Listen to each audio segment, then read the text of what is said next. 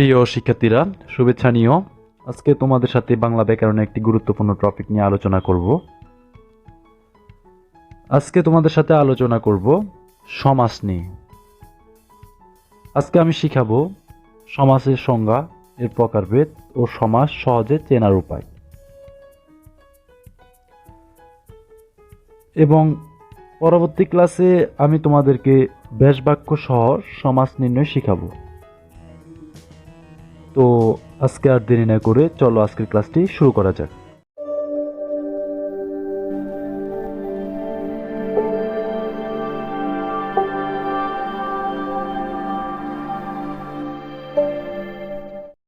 শিক্ষার্থীরা, আজকের আলোচনা বিষয় হলো সমাস কাকে বলে, সমাস কত প্রকার ও কি কি, এবং প্রকারভেদ সমূহের সংজ্ঞা। সমাসের সংজ্ঞায় আমরা বলতে পারি, দুই বা ততোধিক পদ এক পদে পরিণত হওয়াকেই সমাস বলে। সমাসের মাধ্যমে নতুন শব্দ গঠিত হয়। সমাসের প্রকারভেদ সমূহ। সাধারণত সমাসকে 6 ভাগে বিভক্ত করা হয়। 1. দ্বন্দ্ব সমাস, 2. দ্বিগু সমাস, 3. কর্মধারী সমাস, 4. তৎপুরুষ সমাস, 5. অব্যয়ীভাব সমাস, এবং সর্বশেষ আছে বহুব্রীহি সমাস। আমরা এগুলোর সংজ্ঞাগুলো ভালোভাবে দেখব। দ্বন্দ্ব সমাসের সংজ্ঞায় আমরা বলতে পারি, নাম পদের সাথে নাম পদের মিলনে যে সমাস তৈরি হয় তাকে দ্বন্দ্ব সমাস বলে। এই সমাসে পূর্বপদ এবং পরপদের অর্থই প্রাধান্য পায়। যেমন উদাহরণস্বরূপ আমরা বলতে পারি, অহিনুকুল। এখানে ওহি ও নুকুল, কেন ওহি ও নুকুল পূর্বপদ এবং পরপদের দুটোই প্রাধান্য পেয়েছে। রাজা বাদশাহ, কেন রাজা ও বাদশাহ এই দুটোই পূর্বপদ এবং পরপদের প্রাধান্য পেয়েছে। আজকাল, আজ ও কাল, এখানে পূর্বপদ পরপদ উভয় পদেরই প্রাধান্য বিস্তার করে।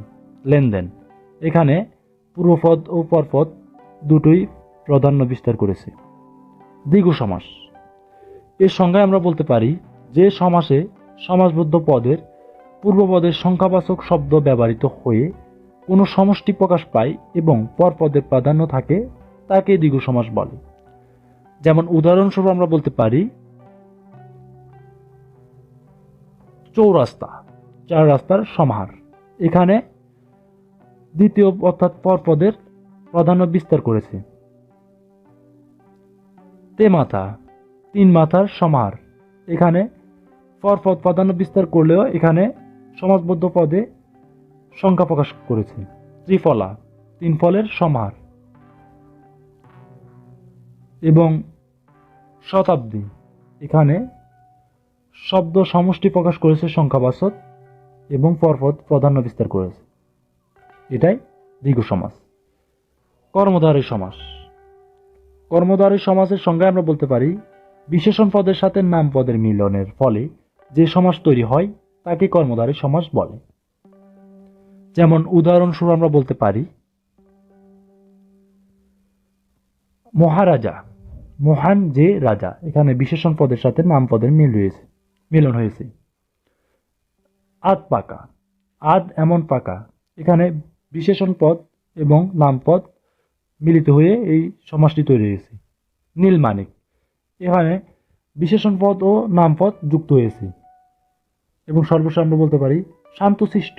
এখানে শান্ত অথচ শিষ্ট, এখানে বিশেষণ পদ এবং নাম পদের মিলনে এই সমাসটি তৈরি হয়েছে। তৎপুরুষ সমাস। এর সংজ্ঞায় আমরা বলতে পারি,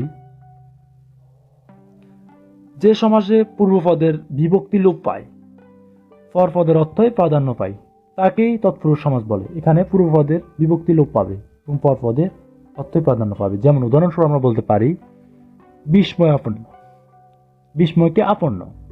এখানে পূর্বপদের বিভক্তি লোপ পেয়ে দ্বিতীয় পদ অর্থাৎ পরপদের প্রাধান্য বিস্তার করেছে। যেমন আমরা বলতে পারি চেষ্টালব্ধ, চেষ্টা দ্বারা লব্ধ।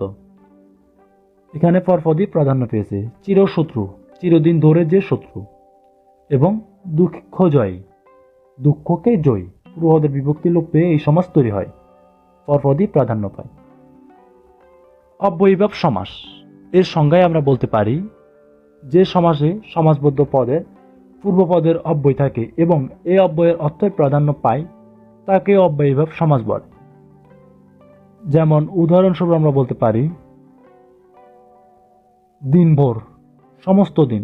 এখানে পূর্বপদের অব্যয় থাকে, এই অব্যয়ের অর্থ প্রাধান্য পেয়েছে।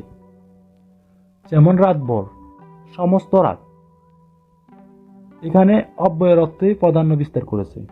আরেকটি উদাহরণ দেখা যায় বিশ্রী, এখানে শ্রীর অভাব, যা বেশ বাক্য বলা হয় শ্রীর অভাব, যা আমরা দেখি অব্যয় প্রাধান্য বিস্তার করে। উপকথা, কথার সাদৃশ্য, এগুলোকে অব্যয়ীভাব সমাস বলে।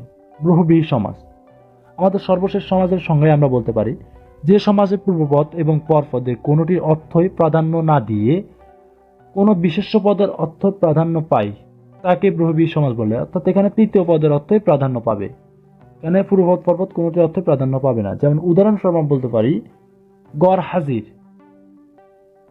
হাজির নয় যে, এখানে তৃতীয় পদটিরই প্রাধান্য পেয়েছে। অনন্য বা অনন্ত, নেই অন্ত যার, এখানে তৃতীয় পদেরই প্রাধান্য বিস্তার করে। যেমন সোনামুখ, সোনার মতো মুখ যার, এখানে পূর্বপদ এবং পরপদ কোনোটির অর্থই প্রাধান্য পায়নি।